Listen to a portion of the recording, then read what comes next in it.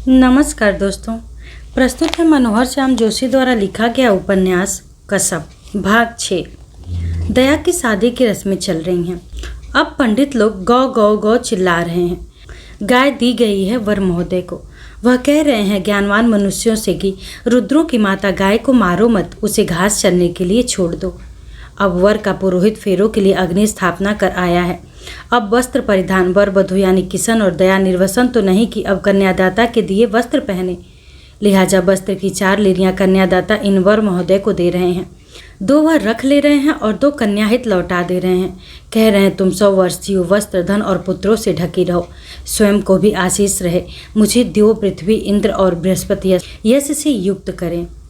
अब वर वधू ऐसी आज्ञा होने पर एक दूसरे को देख रहे हैं प्रेम पूर्वक और कह रहे हैं विश्व के देवता, जल के देवता, मातृ ईश्वरधाता और दृष्टि हमें मिलाएं, हमारे हृदय मिलाएं।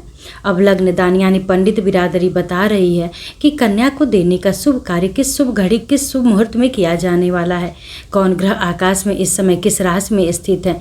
किंतु कन्यादान से पहले साक्षात्कार आवश्यक है। उपस्थित जन समुदाय को यह बता देना है कि किसकी शादी किससे की जा रही है। सवाल जवाब का क्रम कन्या पक्ष की ओर से शुरू हो रहा है। सवाल करने और जवाब देने से पहले दोनों ओर के पुरोहित अपना पांडित्य प्रदर्शित करने के लिए यजुर्वेद का कोई अंश शिव पार्वती कृष्ण राधा की संसा में कहा गया कोई श्लोक ठोक रहे हैं। 3 बार सवाल जवाब हो रहा है ताकि सब सुन ले, किसी को शिकायत न रहे कि हमने तो सुना नहीं, वरना इस विवाह पर हम आपत्ति करते। सवाल लंबा चौड़ा है।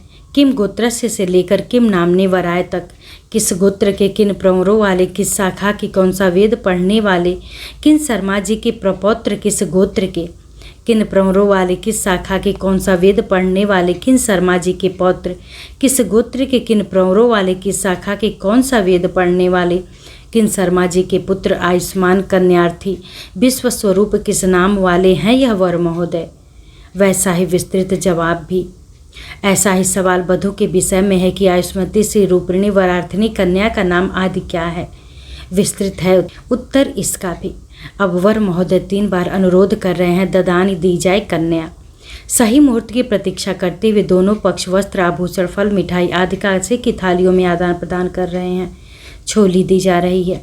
कन्या को दाता पूज रहा है, लक्ष्मी अम्बा सब कुछ मानते हुए। अब कन्यादान का संकल्प की देवाग्नि गुरु ब्राह्मणों के सानिध्य में अग्नि आदि के साक्ष्य में सहधर्माचरण के लिए तुम्हें देता हूँ, ग्रहण करो। स्त्री जन गड़ुए से धार दे रही हैं। पानी कन्यादाता की अजूरी से होता हुआ कन्या की हथेली पर गिर रहा है। अब लक्ष्मी स्वरूपा कन्या और नारायण स्वरूप वर का कन्यादाता द्वारा पूजन। वर महोदय कन्या का अंगूठा पकड़े हुए हैं। अब उनसे कहा जा रहा है कि अपने कुल में पैदा हुई बहुत वर्ष पाली हुई पुत्र पौत्र बढ़ाने वाली यह कन्या, हे पूज्य आपको देता हूँ, धर्म अर्थ काम में इससे अतिचार न करें। वर महोदय आश्वासन दे रहे हैं मैं अतिचार नहीं करूँगा। वर महोदय को दक्षिणा दी जा रही है, उसकी है मेरी नहीं। कन्या और दक्षिणा वह स्वस्ति कहकर ग्रहण कर रहे हैं, मगर साथ ही इस फलसफे से भी उलझ रहे हैं कि कौन देता है, किसे देता है, काम ही देता है, काम को ही देता है आदि। अब कन्या को वर पक्ष से मिले वस्त्र आभूषण स्त्री जन वहीं वोट करके पहना दे रही हैं। वर वधू का अग्रतिबंधन किया जा रहा है। अब होम मंडप के लिए प्रस्थान। किशन महोदय कह रहे हैं कि हे दया देवी, जैसे दिशाओं के पीछे वायु वैसे तुम दूर हो जाती हो मन से मेरे साथ। सुनहरे पंख वाला सूर्य तुम्हें मेरे मन के अनुकूल करे। इधर यह वैदिक ठाट, उधर लोकाचार के अंतर्गत स्त्रीजन के काज गीत। कर्मकांड के हर अनुष्ठान के लिए इनके पास हिंदी की पता नहीं किन किन बोलियों के गीत हैं जो ये गाए चली जाती हैं। ढोलक मंजीरा बजाकर इनकी आवाज़ को भेदते हुए वैदिक पौराणिक पताका फहराना पुरोहितों के लिए कष्टदायक सिद्ध होता जाता है। छोड़ो छोड़ो दुल्हा हमरी उंगलियाँ, हमरी उंगली बड़ी मोल की, को जोहरा जीती आए, को उजोहरा हारी आए, चंदन चौकी बैठी लड़ैती, केस दिए छिटकाए रे, अंबन खंबन दियो जगायो, यह तो जगमग जोत उजालो रे, हरे हरे बाँस कटाओ मेरे बाप, ऊंची छुओ ज्योनार रे, हस्ती चढ़े बड़ुआ दाम बखेरे, वही है दुल्हा को बाबा रे, अंगना खिलनिया दूध पेवनिया, गुड़िया खिलनिया, इन मत हारो जी। वैदिक पूर्वजों से लेकर आज की ग्राम वृद्धा तक जिसने जो सुझाया वह सब किया कहा जाएगा।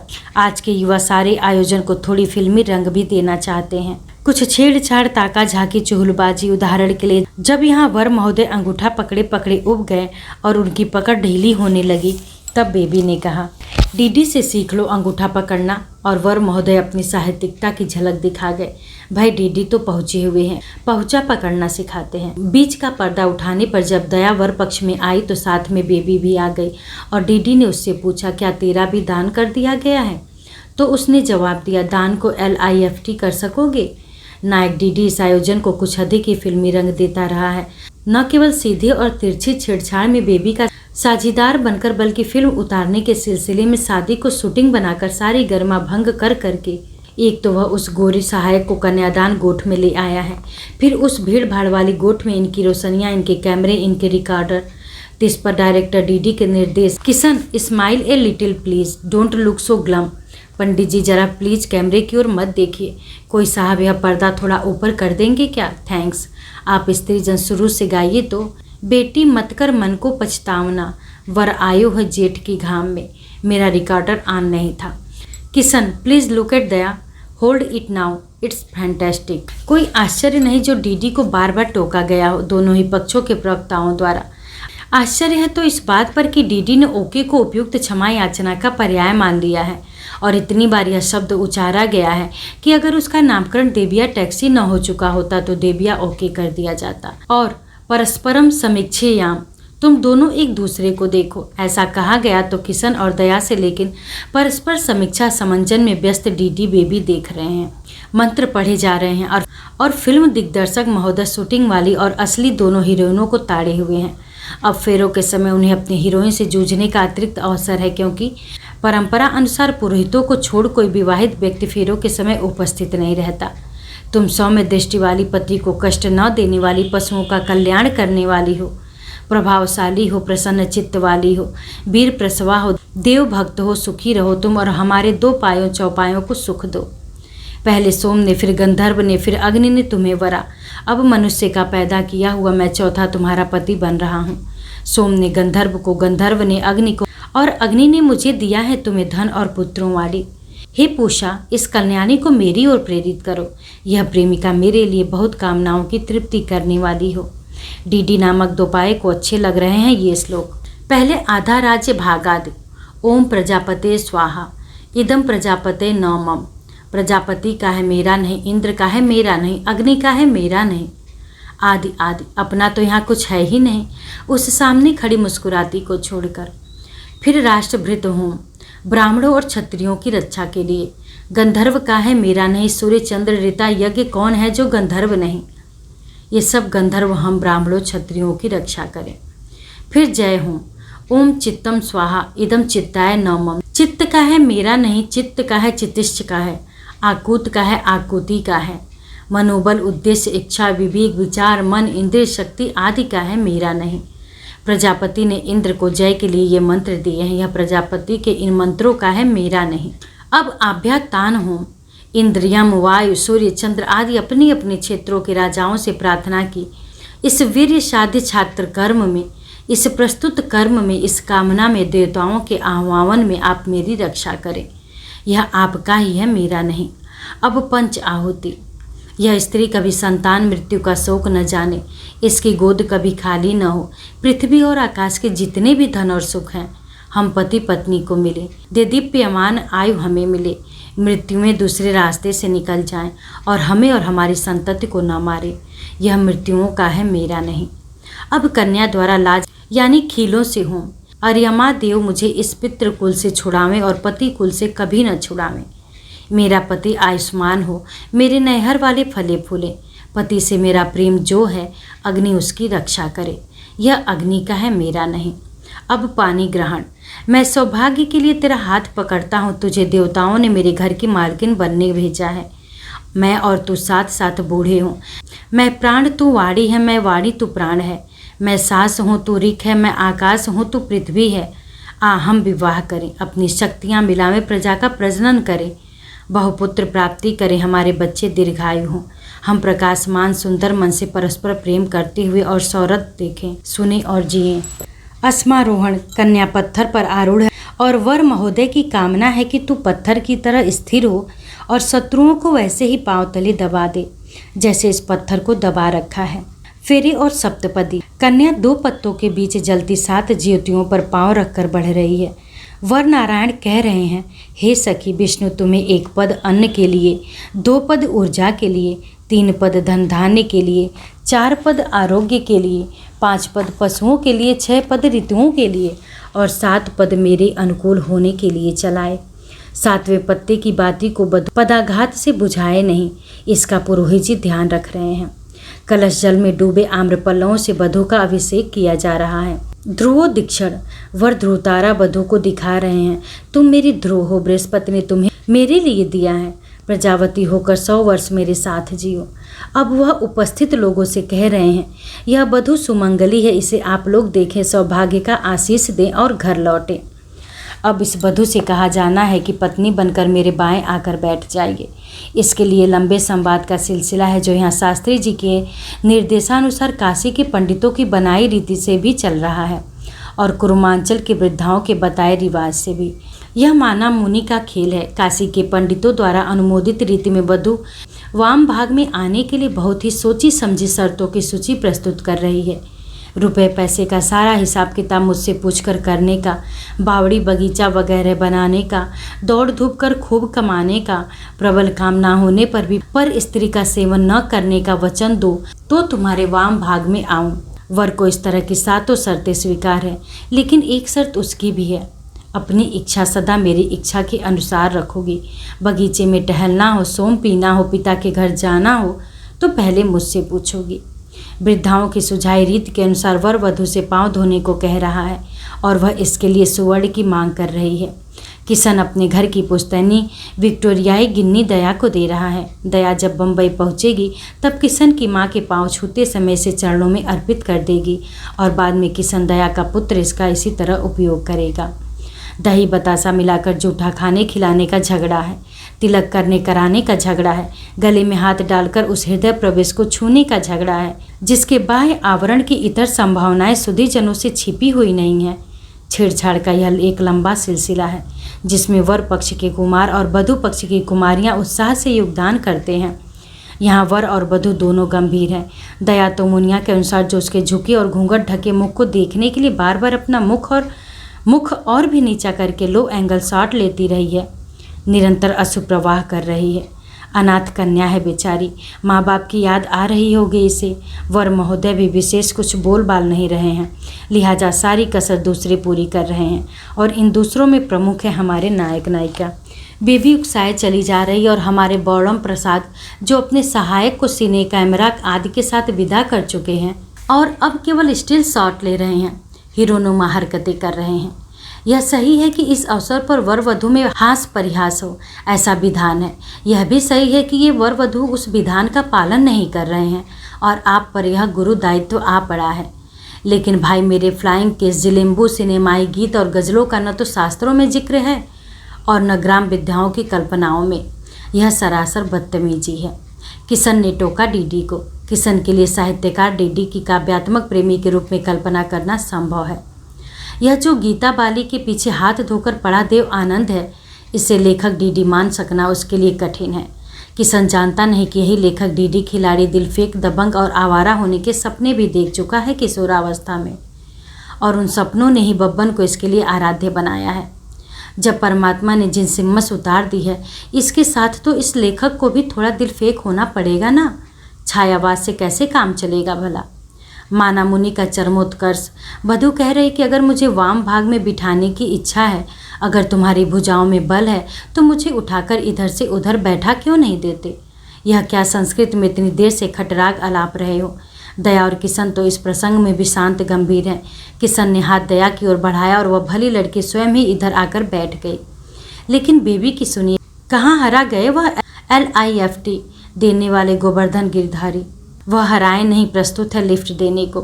अंधेर हुआ या अंधेर। बेबी की बात जो सुनी बस डीडी आया, बेबी को उठा दिया, घुमा दिया और ही बात। बेबी का गरारा ऊपर को उठ गया, लात घुसा और ही कर दिया बेबी ने। ठीठी ठीठी ठीठी दोनों करते गए और गिर पड़े। जब तक बेबी डीडी की टांगों पर धड़प पड़ी ठहरी, वैसे ही पड़ी रही। फिर डीडी का गिरा चश्मा उठाकर उसने पहन लिया। वह तो जब पुरोहित ने टोका किशन ने डीडी को जोर की डांट सुनाई तब इन्हें कुछ होश आया। होश अगर डीडी को पूरी तरह आ गया होता तो वह तुरंत जनवासे लौट जाता। गुड़िया से यह जान लेने पर भी कि बेबी के भाइयों को इस घटना की खबर लग गई है और वे सख्त नाराज हैं। डीडी दाड़िम के पेड़ के नीचे मुंडेर पर बैठा हुआ है। भीतर सायादान हो चुका है। वह यहाँ चाय पी रहा है और नित्यानंद शास्त्री वाली विवाह पद्धति की पोथी से अपने नोट्स के लिए सामग्री रेखांकित कर रहा है। उसका कहना है कि संस्कृत में यह सब अच्छा लगता है, अंग्रेजी अनुवाद में भी यह अच्छा लगेगा और फ्रांसीसी में तो और भी निकर उठेगा। हिंदी अनुवाद में ही मालूम होता है कि कितना ज़्यादा कूड़ा कबाड़ा हमने जमा कर रखा है छत से लगे कमरे में। इस देश में जो लोग इस उपरेले गोदाम की सफाई के लिए आगे बढ़े वे भी आखिर में कुछ और कबाड़ इसमें जोड़ गए। इस देश और इस जाति का उद्धार संभव नहीं, ऐसा कह रहा है नायक और कामना कर रहा है कि इस देश और जाति पर उसकी यह डॉक्यूमेंट्री इतनी अच्छी हो कि उसे इस देश और इस जाति से मुक्ति मिलने का द्वार खुल सके। इस देश में जन्म लेना मूर्खता थी, जिंदा रहना मूर्खता है। एक उपकामना के अंतर्गत वह इस देश और इस जाति के एक घोर कर्मकांडी परिवार की खिलंदड़ कन्या की राह भी देख रहा है, जो जिंदा रहने की मूर्खता को सहारा दे सकती है। वह आ गई है। उसके जिम्मे खाली गिलास यहाँ वहाँ से उठाकर मांजने के लिए देने का काम है। तो यहाँ कैसे बैठ रहा चुपचाप इकल कट्टू? ऐसे ही चाय खत्म नहीं हुई? नहीं, बहुत गर्म है, ठंडी कर दूँ फूंक मार कर? मुझसे हंसी मजाक मत कर, कुछ कह दूंगा तो लोग नाराज होंगे। लोग क्यों नाराज होंगे? होंगे क्या, हो गए हैं तेरे सारे दादा। मैं तो नहीं हो रही ना, मैं तो खुश हो रही तेरी शैतानी से। असल में ना मैं शरारती नहीं, यह सब मुझसे रास नहीं आता। यही ही हा, मैं क्या ठहरी ही हा, मैं रास नहीं आती। तू नायक कहता है, तू क्यों रास नहीं आएगी? मेरी जो भी है तू ही है, जो भी है तू ही है। ऐसा भी कोई होता है? होता है तो वे तेरे क्या होते हैं जो नाराज हो रहे हैं, जिनके डर से तू मुझसे अनमना हो रहा है? तेरे भाई, मेरे ना। फिर तू क्यों डरा रहा? डरूंगी तो मैं डरूंगी। नायक कुछ नहीं कहता, चुपचाप चाय पिए जाता। गिलास खाली करके नायिका को दे देता है। चल आ, नायिका न्योता देती है, कोई शैतानी करे। नहीं, यही ठीक है, और फिर मुझे जनवासे को भी लौटना है। शैतानी नहीं करेगा? नहीं, मेरे कहने पर भी नहीं। नायक चुप है। नायिका कहती है, मैंने तो सुन रखा था आसमान के तारे भी तोड़ लाते हैं लोग। तू शैतानी तक नहीं करेगा? क्या शैतानी? कुछ भी, पेड़ पर चढ़ जा, किसी के घर से ककड़ियाँ या नींबू चुरा ला, कोई बैठ रहा हो तो पीछे से कुर्सी सरका दे, कुछ भी। सच्ची, जब मैं तेरे बारे में सोचती थी ना, यही सोचने वाली ठहरी तुझसे शैतानी कराऊंगी। तू कितना सीधा लाटा जैसा है रे। मुझे एक भी शरारत नहीं आती, नायक कहता है। कुतकुताली देना भी नहीं ऐसे? और नायिका नायक की कहाँ गुदगुदाने लगती है। नायक परेशान होता सा हंसता है, छिटक कर अलग होता है। मेरे दे, मुझे नहीं आती हंसी, वह हाथ उठाकर कहती है। नायक हिचकता है पहले, फिर देने लगता है गुदगुदी। काक की बगल से उठते तरुण उरोज की उष्णता अनुभव करता है। झूठ बोली थी नायिका, उससे तो बहुत हंसी आती है गुदगुदी होने पर। नायक घबरा जाता है, गुदगुदी देना बंद कर देता है। उसका अंगूठा अब छू रहा है नायिका की कुर्ती के किमखाब की चिकनाहट को, और उसे आभास हो रहा है उरोज की ठोस मांसलता का। कोई आ जाएगा, नायक कहता है। और कौन आएगा? हम दोनों तो यही हैं, नायिका पूछती है। या तेरी जिन्स हिम्मत आने वाली है? सुन, तूने जो उसकी तस्वीर भेजी थी, मैंने उससे अपनी शक्ल मिलाई आईने के सामने खड़े होकर। मैं कहाँ दिखती हूँ उसकी जैसी? तू उससे ज़्यादा सुंदर है। मक्खनबाजी? सच कह रहा हूँ। मैं करूँ मक्खनबाजी? तू सबसे ज़्यादा बुद्धिमान है। नहीं, सबसे नहीं बाबू, तुझसे ज़्यादा बुद्धिमान है। तू जो मुझे बुद्धू कहती है लाटा, फिर बुद्धिमान मैं कैसे हो सकता हूँ? बुद्धिमान भी कुछ बातों में बुद्धू हो सकने वाला हुआ, सभी बातों में तू लाटा है। ऐसा जो क्या कहा मैंने? देखो, किन बातों में लाटा हूँ मैं? शैतानी की मैं भी लाटी हूँ, पढ़ाई लिखाई सीप सलीके की बातों में। ऐसा करते हैं, मैं तुझे शैतानी सिखा दूंगी, तू मुझे पढ़ाई लिखाई, ठीक है? नायिका ने अपना हाथ बढ़ा दिया है। नायक का दायां हाथ तो चिकनाहट, मांसलता आदि की अंगूठा छाप पहचान पाने में व्यस्त है, अतः वह बायां हाथ आगे बढ़ाकर नायिका का दायां हाथ पकड़ लेता है। लेकिन मैं तो कल चला जाऊंगा, फिर कैसे सीखेंगे एक दूसरे से?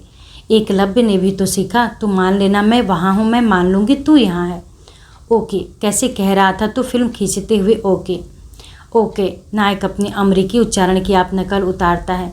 तो फिर ओके, नायिका ठीक वैसे ही कहती है और खाली गिलास उठाकर चलने लगती है। सुन, तू मेरा यह कैमरा संभाल, नायक कहता है। मैं अभी आता हूँ शैतानी करके। अकेले शैतानी? वह कैमरा लेकर पूछती है। अभी अकेले, बाद में दुकेले। नायक कहता है और सीढ़ीदार खेत फांदते हुए नीचे वाले मकान में एक बड़ा सा नींबू चुरा कर ले आता है और पकड़ा नहीं जाता है। कोई आदमी या कुत्ता उसकी आहट से जागता नहीं, फिर भी उसे थोड़ी बहुत शारीरिक क्षति पहुंचती ही है अपनी ही थरथराहट के कारण, किंतु चोट चपेट की क्या चिंता। तू कहे अगर मैं जीवन भर नींबू ही चुराता जाऊं। नायिका पूछती है कैमरा इस्तेमाल करने की विधि। वह नायक से कहती है नींबू हाथ में लेकर खड़ा रह, तेरी फ़ोटो खींचनी है पुलिस में देने को।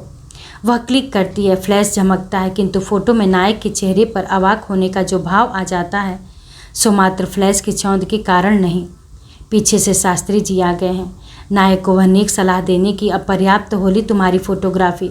चिरंजीव देवी दत्त, जाकर आराम करो, बच्ची को भी आराम करने दो। शास्त्री जी के स्वर में तीखापन है। कर्नल साहब का चेहरा तमतमाया हुआ है और तो और बबली दी भी गंभीर नजर आ रही हैं। जनवासी की ओर लौटते हुए निर्जन पगडंडियों और सड़कों को नापते हुए डीडी ने अपनी किस्मत और अपने पूर्वजों की इस राजधानी अल्मोड़ा को जमकर कोसा। वह जान गया है कि अब उसका शास्त्री जी से बेबी की कितने भी परोक्ष रूप में चर्चा करना असंभव होगा। उसे मालूम है कि कल इस शहर में सर्वत्र उसकी उच्छृंखलता के चर्चे होंगे। इस शहर में जो कि अब नींद से जागने को ही है बल्कि कहीं कहीं जाग भी उठा है। प्रभाती गाती वृद्धाओं के स्वर तीर रहे हैं शीतल पवन में। चलो रे सांधो गंगा यमुन के तीर, इत बहे गंगा उत बहे जमुना बीच सरस्वती नीर। ये जो सुबह पहले उठकर राम नाम भज रहे हैं, इन्हें मुझे अभागे डीडी की प्रतिष्ठा का दिन भर राम नाम सत्य करने में कोई हिचक नहीं होगी। बेबी ने मुझे उकसाया, लेकिन बेबी के विषय में ये अधिक कुछ नहीं कहेंगे। बेबी शास्त्री जी की बेटी है, कर्नल साहब की बहन है। इन लोगों का बड़ा सा घर है इस नगर में, ऊंचा खानदान है। ये भीतरी लोग हैं, मैं बाहरी हूँ क्योंकि मेरा कोई नहीं है। मैं इसलिए भी बाहरी हूँ क्योंकि मैं इनका जैसा कूप मंडूक भीतरी बनना भी नहीं चाहता। मैं बाहर हूँ, बाहर रहूँगा और इनको कुछ बनकर दिखा दूँगा। मैं बड़ी सी पोटली बांध कर लाऊँगा और एक दिन के लिए ही सही दिवाली कर दूँगा इनके मनहूस घरों, इनके मुर्दार शहर में। मैं जानता हूँ कि तब भी मैं इनके लिए कुछ नहीं होऊंगा। मैं जानता हूँ कि ये मेरी पोटली को भी अछूत घोषित कर देंगे। मैं जानता हूँ कि मेरी बड़ी से बड़ी उपलब्धि को यह नगर एक मजाक में उड़ा देगा। मैं कम्युनिस्ट पार्टी का सबसे बड़ा नेता बनकर आऊँ तो यह कहेगा अभिवादन में, आई एम कॉमरेड। कहिए आज फुर्सत कैसे मिल गई यहाँ आने की? स्टालिन से कुछ झगड़ा वगड़ा तो नहीं हो गया? मैं सबसे बड़ा कवि बन जाऊँ तो यह कहेगा, अच्छा तो आजकल आप कविवर बन गए। और तो जैसा भी है, पर यार यह बता दे, ये स्त्रियाँ जैसे बाल क्या ज़रूरी ठहरे तुम्हारे छायावाद के लिए? अगर मैं सबसे बड़ा दिग्दर्शक बनकर लौटूं तो ये कहेगा, ओहो डायरेक्टर साहब, क्यों आज कैमरा कहाँ है आपका? सुना खूब उल्लू बना रहे हो बम्बई वाले को। हम तो खैर कभी देखते ही नहीं। क्या हुआ, सिनेमा कोई भले आदमियों की बनाने देखने की चीज़ हुई? वह यह शहर मुझे तभी स्वीकार करेगा जब मैं सरकारी नौकरी पर लगूं, तरक्की पाता रहूं और अवकाश प्राप्त करके यहाँ पुश्तैनी घर में लौट आऊं और शाम को अन्य वृद्धों के साथ गाड़ी सड़क पर टहलते हुए छड़ी से कमर को सहारा दिए हुए बताऊं कि नॉक्स साहब की नोटिंग की क्या स्पेशलिटी ठहरी और फाइनेंशियल रूल्स हैंडबुक में अमुक चीज़ के बारे में क्या लिखा ठहरा। मुझे नहीं चाहिए यह नगर, ऐसा कह रहा है नायक। मैं लानत भेजता हूँ नगर पर। ऐसा कहते हुए नायक उस दयनीय होटल एंड रेस्टोरेंट के बाहर पहुँच गया जिनमें जनवासा है, लेकिन वह भीतर जा नहीं रहा है। उसे यहीं सड़क पर टहलते हुए थोक के हिसाब से लालत भेजने का काम जारी रखना है इस नगर पर, जो सुबह की पहली रोशनी में आकार ले रहा है, उसकी आंखों में, उसकी स्मृति में। मैं लानत भेजता हूँ इस नगर पर, इसके प्रत्येक वयोवृद्ध नागर, एक एक जर्जर घर पर मैं लानत भेजता हूँ। ढहती मुंडेरों, ढुलकती खेत सीढ़ियों पर, धुधवाए दुंदारों, नक्काशीदार नीचे नीचे द्वारों पर मैं लानत भेजता हूँ। अंगूर की बेल पर, दाड़िम के बोट पर, घर में उगे साग पात पर, सोनजाई के झाड़ पर मैं लानत भेजता हूँ। आंगन पटांगन पर, उखड़ मसूल जातर पर, स्लेट की छत पर रखे बड़े चकमक पत्थर पर, नागफनी पर, कद्दुओं और खुबानियों पर, सूखती बड़ियों और मटमैली धोतियों पर मैं लानत भेजता हूँ। सिंदूक पिटार पर, तार तार तिब्बती गलीचे पर, खस्ताहाल हिरण खाल पर, दादी की पलचड़ मोहन माल पर, दादा की चांदी के चमची पंचपात्र पर, बच्चों के पहने धागुल सुतुल पर, कुल देवता पर, कुल पर मैं लानत भेजता हूँ। कीलक पर, कवच पर, रुद्रिक खंडक पर, श्रवा अज्या इदम नमम पर मैं लानत भेजता हूँ। राम रक्षा अमरकोश पर, चक्रवर्ती के गणित नेस्फील्ड के ग्रामर पर, लघु सिद्धांत कौमुदी रेनबो रीडर पर, मोनियर विलियम्स के कोष, एटकिंसन के गजेटियर पर मैं लानत भेजता हूँ। चंदन चंधारे पर, पंचांग और पट्टों पर, ऐपड़ों ज्योतियों पर, हरियाले के डकारों पर, भेंटरे की छपर पर, वे सुरे सुकुन आखर पर मैं लानत भेजता हूँ। चैस फाड़ा चुड़काड़ी पर, चिलड़ा और जौल पर मैं लानत भेजता हूँ। जम्बू के छौंक पर, भांगे की भुनैन पर, कड़वे तेल की झलैन पर, खट्टे चूक नींबू पर, डकार की झुलसैड़ पर मैं लानत भेजता हूँ। जागर पर, कौतिक पर, कथा हुड़ुक बोल पर, हो लोक हुलियारों पर, मसलती हथेलियों पर, छिलुक की दिवाली पर, बरस दिन के दिन पर, तिथि त्योहार पर, बारसी जनबार पर मैं लानत भेजता हूँ।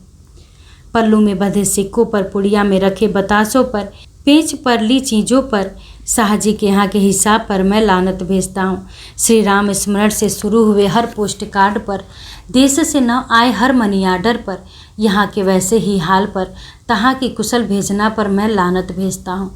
अतीत के क्षय पर, भविष्य के भय पर, सिखाचों के पीछे से चीखते उन्माद पर, खांसी के साथ होते रक्तपात पर मैं लानत भेजता हूँ। आप लक्ष्य कर रहे होंगे कि चिंताप्रद रूप से काव्यात्मक हुआ जा रहा है हमारा क्रांतिकारी नायक। अगर आप इससे पूछें इस सब का समाधान क्या है, वह निसंकोच उत्तर देगा, सारे पहाड़ियों को पंजाबी बना दो। मानो पंजाब में मध्यम वर्ग होते ही न हो, मानो अमृतसर की गलियां किसी मौलिक अर्थ में अल्मोड़ा के मोहल्लों से भिन्न हो। किंतु मैं इसे टोकूंगा नहीं। अपने वर्तमान पर लानत भेजने का युवाओं को वैसा ही अधिकार है जैसा मेरे जैसे वृद्धों को अतीत की स्मृति में भावुक हो उठने का। थक कर होटल में घुसने से पूर्व अबनायक सिटौली के जंगल को और उसके पार नंदा देवी और त्रिशूल की सुदूर चोटियों को देखते हुए लानत का खाता पूरा करता है। मैं लानत भेजता हूँ स्वर्गोपम गोद और नारकीय बचपन पर, वादियों में गूंजते संगीतमय रुदन पर मैं लानत भेजता हूँ, रमकड़ चाह के चमकड़ गिलास पर, छप्पर फटने के सपनों पर, अपनों पर मैं लानत भेजता हूँ। सारी रात जागने के बाद लानत लदवाई में इतना श्रम करने के पश्चात नायक अधिकार पूर्वक यह मांग कर सकता है कि अब उसे कुछ देर शांति से सोने दिया जाए। अस्तु, संप्रति उससे यह न पूछना उचित होगा कि जिन नगरवासियों को लानत भेजी गई है उनमें बेबी नामनी एक कन्या सम्मिलित मानी जाए कि नहीं। डीडी देर से सोया था, इसलिए उठा भी 9 बजे। तब तक पहाड़ी बाराती नहा धो तैयार होकर जा चुके थे। शास्त्री जी के घर सीधे अथवा बिरादरों से भेंटघाट के लिए अन्य घरों में हाजिरी देते हुए देश वाली बाराती भी निकल चुके थे कि घूम घाम कर विदा के समय तक शास्त्री जी के घर पहुँचे। केवल वर के पिता और नाना जी तथा पंडित इस प्रतीक्षा में थे कि डीडी उठे तो उसके साथ टैक्सी में जाएं। पंडित जी ने डीडी को उठाया। आंख खुलने पर पहले उसका मन हुआ कि कह दे कि मैं नहीं जाऊंगा और करवट बदलकर सो जाए, किंतु ऐसा कहने करने की नाटकीयता और कायरता दोनों उसे ठीक नहीं मालूम हुआ। मैं किसी से क्यों डरूं? मैंने किसी का क्या बिगाड़ रखा है? मन ही मन ऐसा सोचते हुए, बल्कि लगभग गाते हुए नायक नहा धोकर तैयार हुआ। कैमरों से भी लस हुआ। मैं जो भी कर रहा हूँ कला के लिए कर रहा हूँ। मेरा जीवन कला को समर्पित है। जिसे ये मूर्ख मेरी प्रदर्शन प्रियता समझ रहे हैं वह मेरी सिने कला की साधना है।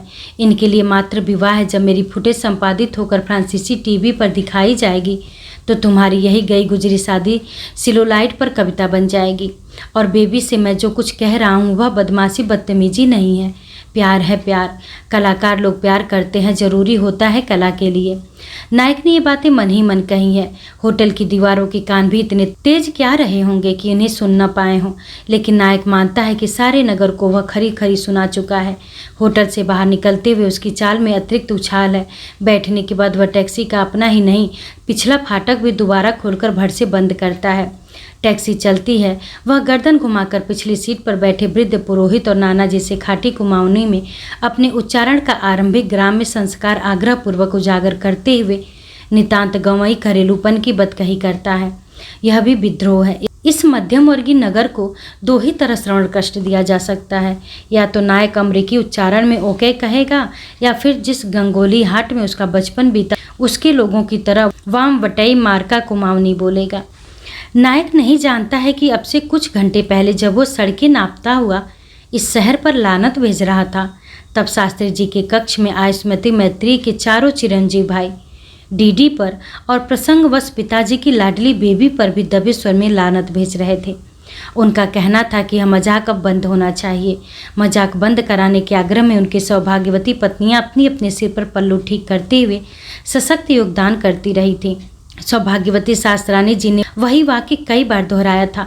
जो सुहागरात के अगले दिन से लेकर अब तक वह ब्रह्मास्त्र के रूप में प्रयोग करती आई हैं। इनसे तो पोथियां बचवा लो और किसी बात की अक्ल नहीं इन्हें।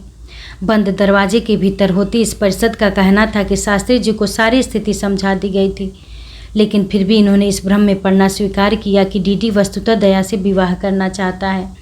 जब वह डीडी दया का विवाह अन्यत्र ठहराने बैठ गया तब उनकी आंखें खुलनी चाहिए थी, किंतु मुदी रही।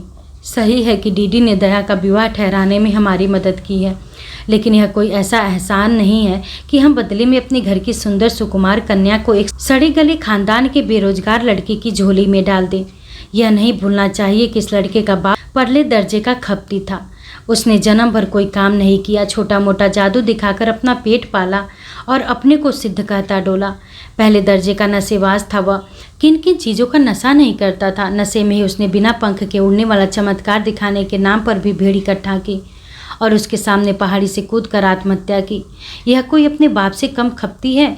खुद ही अपने को डीडी दमोडी कहता है और माँ भी तो इसकी क्षय से मरी थी। बहुत ही है यह रोग इसके खानदान में। कृत संबंधी है ठीक है, लेकिन संबंधों को लेकर चाटना है क्या? बदतमीजी अलग है, कल रात देखा नहीं? फिर बाबू इसे इतनी लिफ्ट क्यों दिए हुए हैं?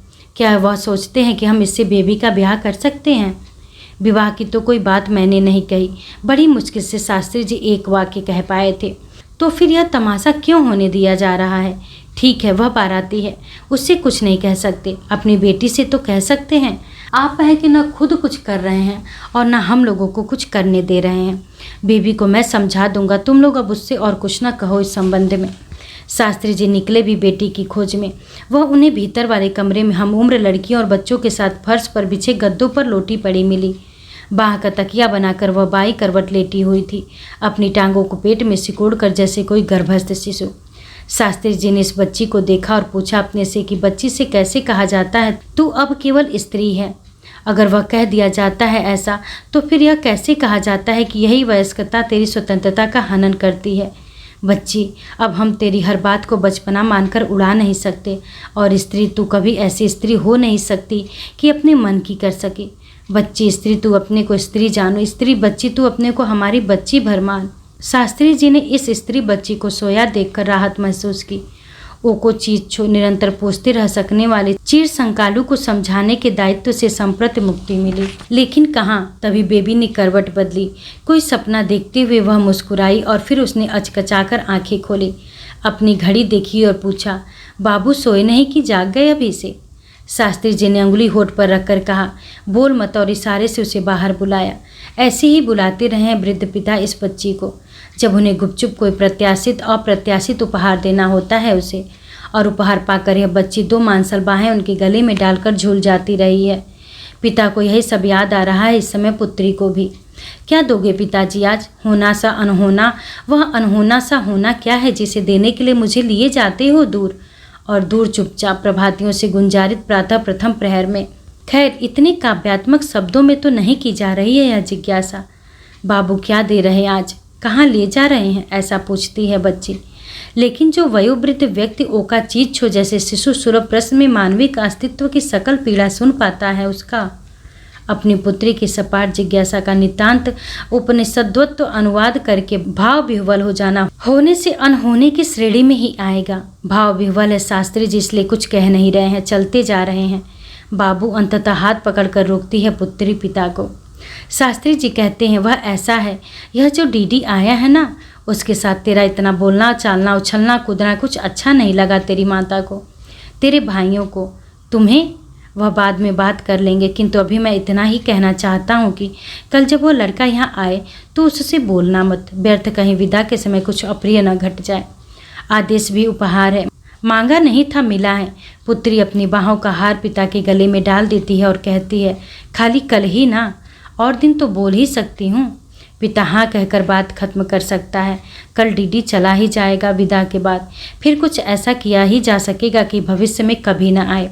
किंतु दुर्भाग्य की युधिष्ठिर है, पिता और झूठ सच की दुविधा से बचने के लिए कहता है, इसके बारे में बाद में बात कर लेंगे। पुत्री समझते हुए सिर हिलाती और दोहराती है, बाद में क्या है? अनुगुंज में हताश, जिज्ञासा, दुखद, आश्चर्य, अवहेलनापूर्ण चुनौती शब्द सुने हैं पिता ने, ध्वनि नहीं पकड़ पाया है। इसलिए अब पूछता है अटक अटक कर, वैसे ये जो तेरी माता तेरे भाई सोचते हैं तेरे और उसके संबंध में, वह तो उनकी भ्रांति ही है ना। तो उससे शादी करने का हट तो नहीं करेगी। और तब पुत्री बाहें हटाती है पिता के गले से, हथेलियों में लेती है और पिता हथेलियां मानो वह वृद्ध नहीं समवयस्क हो, और कहती है प्रौढ़ स्वर में, इस बारे में बाद में बात कर लेंगे। अच्छा तुम अब आराम करो बाबू। थका थका सा चढ़ता है पिता सीढ़ियाँ और कहता जाता है मन ही मन, बाल कृणा बाल हट। डीडी ने ऐसा व्यवहार किया मानो पिछली रात कुछ हुआ ही न हो। उसने फोटोग्राफी यथावत जारी रखी। इतना जरूर था कि उसकी गंगोली हाट वाली कुमाऊनी लोगों की ओके शैली की अंग्रेजी की अपेक्षा कम खली। हर चीज़ के लिए उसने विनम्र स्वर में विधिवत अनुमति मांगी। वह कुंवर कलेवा में शामिल न होकर इन प्रीति भोज के इस पुराने मकान के इसके नक्शादारी दरवाजों के चित्र और फिल्में उतारता रहा। फिर कलेवा के नाम पर एक सिंगल चाय के साथ खाकर वह पूजा घर में पहुंचा, जहां वर वधू को पिठिया लगाया जा रहा था। यानी स्त्रीजन अपनी रिश्तेदारी की निकटता और आर्थिक अवस्था के अनुरूप वर और वधू को तिलक लगाकर उपहार दे रही थी। बबली दी का उसने बहुत ही सुंदर शॉट लिया। वह कैमरा दीवार पर काफी नीचे टंगे देवी देवताओं और पूर्वजों के चित्रों से पैन करता हुआ बबली दी पर लाया, जो अपनी बारी आने पर पिठिया लगाने आगे सरकी। बबली दी रोजमर्रा के हर काम को भूमिका मानती है, मानो प्रतिक्षण दूसरों की आंखों के रूप में वह कैमरे से ही साक्षात करती हैं। उन्होंने ठ्या के दीवट की लौ ठीक की, बहुत अदा से अपने सिर पर पल्लू ठीक किया, न्योछार की अछतों से फिर तिलक लगाया, मुस्कुराते हुए यह पूछकर छोटा छोटा लगाऊं या बड़ा। फिर वर और वधू दोनों हथेलियों में कुछ नोट दिए। बबली दी की ऐसी रिश्तेदारी नहीं कि मुंडरी या कोई और जेवर अथवा सूट लेंथ या साड़ी दे। रुपया भी उन्होंने अधिक नहीं दिया है, इसलिए अपनी बंद मुट्ठी में रखकर उनकी खुली हथेलियों में बंद कर दिया है। और सरक कर दूसरी ओर के लिए जगह बनाने से पहले उन्होंने भाव विह्वल आशीर्वाद भी दिए हैं। आंसू पोंछते हुए कैमरे के फ्रेम से बाहर हुई हैं। डीडी पिठिया लगने के बाद वधू द्वारा मकान के समस्त देहरियां पूजे जाने की फिल्म उतार रहा था। फ्रांसीसी दूरदर्शन का दुर्भाग्य, तभी एक अपरिचित लड़की ने आकर कहा, अरे वह कौन आ रहे हैं बम्बई से फिल्म वाले, उन्हें नीचे शास्त्री जी ढूंढ रहे हैं। हकाहाक हो रही है उनके लिए। हकाहाक यानी पुकार मची हुई, ऐसा जानकर डीडी सीढ़ियाँ उतरकर आंगन में पहुंचा। वहाँ बारातियों को पिठिया लग रहा था। शास्त्री जी ने कहा, क्या सारी फोटोग्राफी स्त्रियों की ही करोगे चिरंजीव?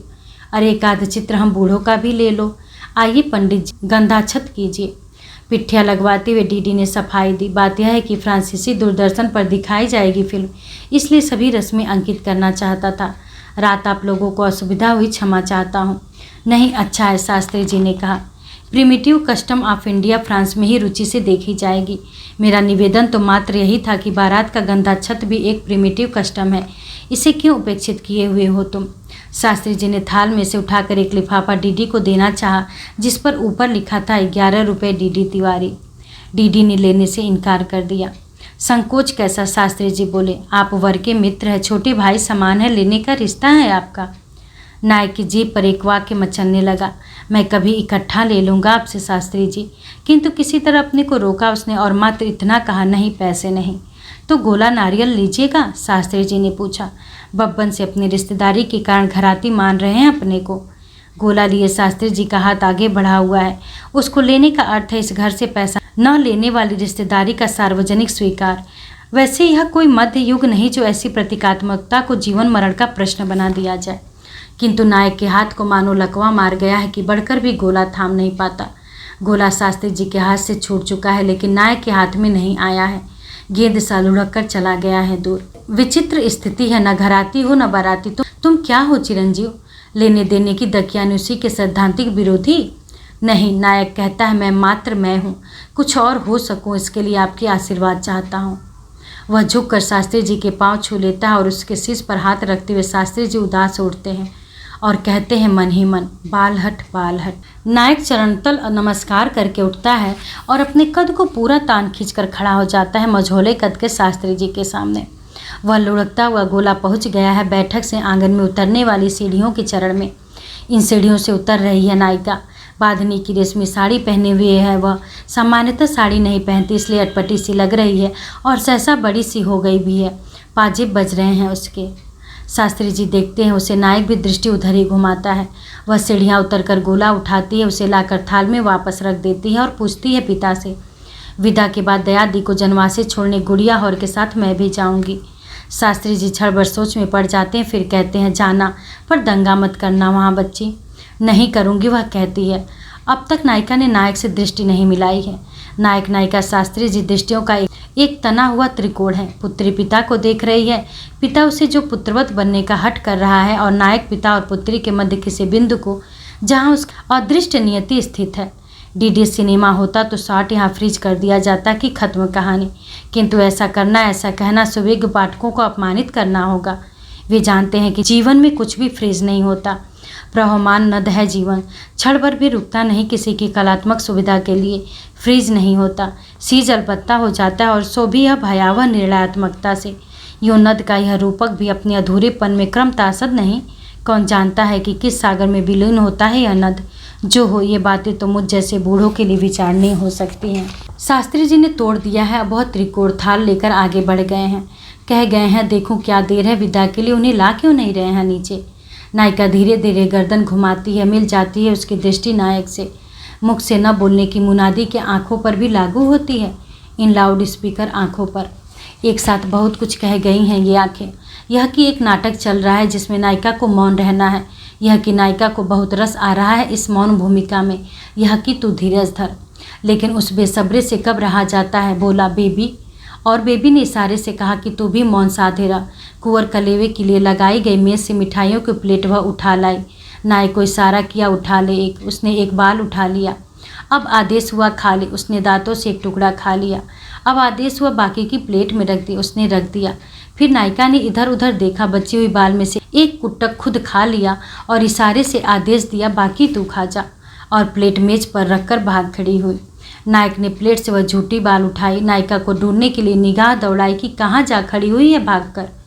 वह रही बैठक की बीच वाली झरोखा नुमा खिड़की पर। नायक ने उसे देखा और झूठी बाल खा ली। फिर यह देखते हुए कि इस भीड़ में नायिका को हाथ नहीं हिला सकता, नायिका की ओर चुंबन नहीं उड़ा सकता। नायक चीनी जापानी ढंग के अभिवादन में थोड़ा सा झुका, नायिका भी झुकी हंसते हुए।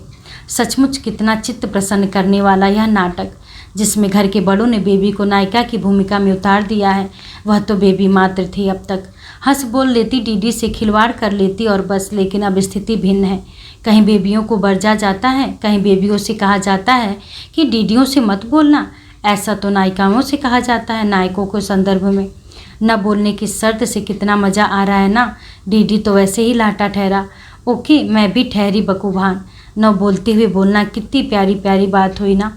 मैंने उसका झूठा खा लिया, उसने मेरा। माया ही खिलवाती है, झूठा कहते हैं। क्या हुई माया? जो भी हुई ओके हुई, ओके।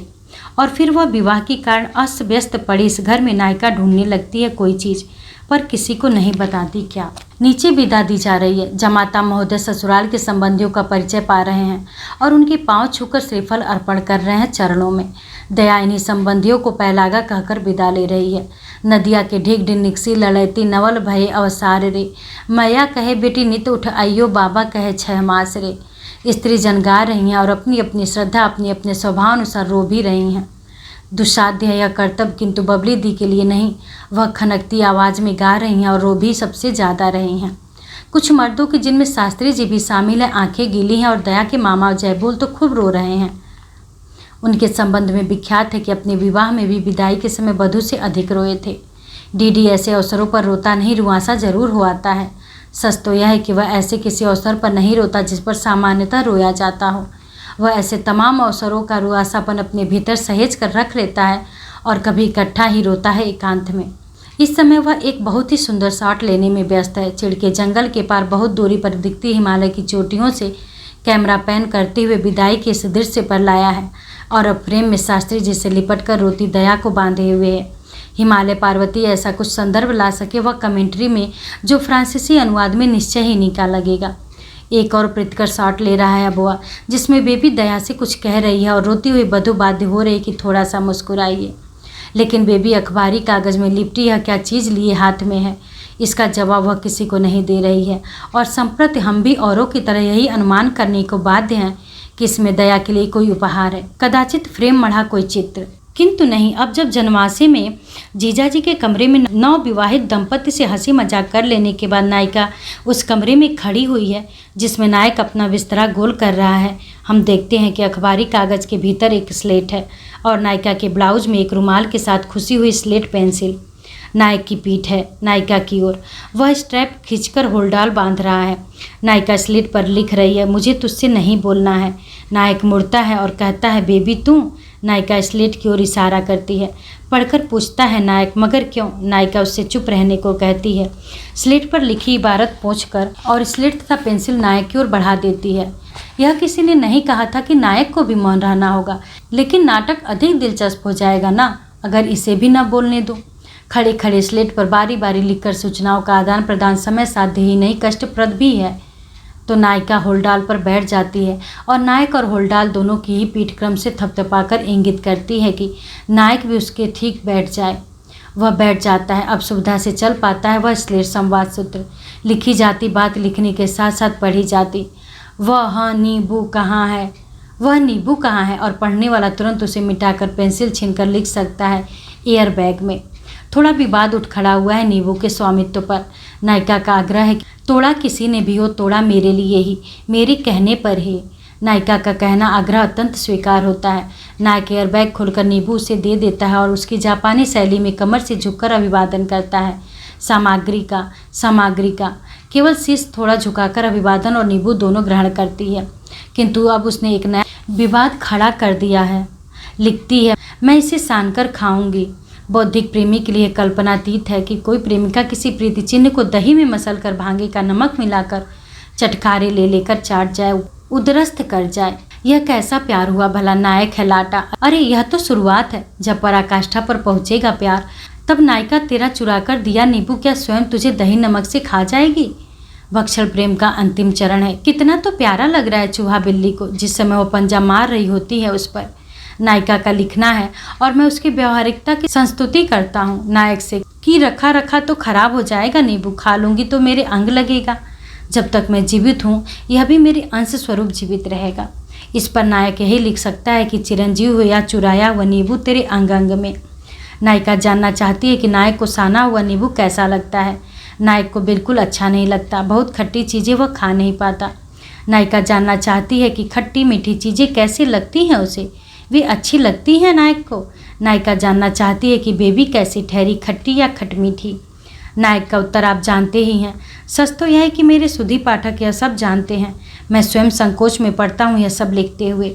तुलतुलाहट से आगे क्यों नहीं बढ़ पाती प्रीति की बानी, और क्यों जब इस समय सीमा का उल्लंघन करना चाहती है तुलतुलाहट से भी निमंतर कोट हकलाहट में पहुँच जाती है वह। प्राचीन आचार्य भी इस तथ्य से अवगत रहे हैं। वे कह हैं कि प्रेम में संलाप प्रलाप अनुलाप अपलाप आदि ही होता है। हर प्रेमी जानना चाहता है कि प्रतिपक्ष क्या चाह रहा है, किंतु जानकर भी न जानते का विधान है। दुर्भाग्य की हमारी ये नायक नायिका इतने अधिक प्रेम में है कि इनसे मुरली रली लली मार्का प्रलाप गुंजा गुंजा नहीं, मार्का अनुलाप और इंवा वार्ता नौ प्रसंगे मार्का संलाप भी सद नहीं पा रहा है। घोर असाहित्यिक है सब कुछ। सुधी पाठकों की तरह मैं भी इस विडंबना पर खेद ही व्यक्त कर सकता हूँ। यह सृष्टि हमारी नहीं उसकी बनाई हुई है और इस गड़बड़ झोले के लिए यह पूरी तरह से उत्तरदायी है। गड़बड़ झाला निर्बाध जारी है। नायक की खटमिट्ठी लिखने पर नायिका ने लिख दिया है, चखा नहीं फिर कैसे मालूम। और नायक उसका पेंसिल वाला हाथ पकड़ लेता है और अपने होठ उसके होठों की ओर बढ़ाने लगता है। अब एक और गड़बड़ झाला शुरू हो चला है। जॉनसन एंड मास्टर्स प्रभृति अवार्चनी मनीषी इस सबकी अपनी प्रयोगशालाओं में नाप जोक करके पोथे लिख चुके हैं। प्राचीन कवि इस प्रकंपित स्थिति के लक्षणों का विशद वर्णन विवेचन कर चुके हैं, किंतु फिर भी मुझे बारंबार यह संभ्रम होता है कि बात यही समाप्त नहीं होती। स्वीकार करता हूँ कि मुझे यह अनुभूत विशेष हुए एक युग बीत चुका है और स्मृति धोखेबाज होती है, किंतु मेरे मन में ऐसी धारणा बनी हुई है कि आर्डेनेलिन, नोराडेनेलिन और रसायनों, रक्तचाप वृद्धि, हृतकंप वृद्धि आदि लक्षणों से अधिक भी कुछ होता था इन क्षणों में। वर्णित क्षण में भी हो रहा है वह अतिरिक्त कुछ। मुंह का सूखना भय का लक्षण माना। भय सामाजिक मर्यादा भंग करने से भी उत्पन्न हो सकता है माना। नाभि से कंठ तक उठती सुरसुरी किसी हार्मोन विशेष के रक्त में प्रभावित होने की प्रलत है माना। हार्मोन विशेष नर मादा के परस्पर आकर्षण के प्रभाव में प्रभावित हुई माना। किंतु दुराग्रह कह लीजिए, यह मानने को जी नहीं करता कि जो है मात्र इतना ही है। शंका उठती है कि मन में कि यदि मात्र इतना ही है तो ठीक ऐसा ही सर्वत्र सदा क्यों नहीं होता।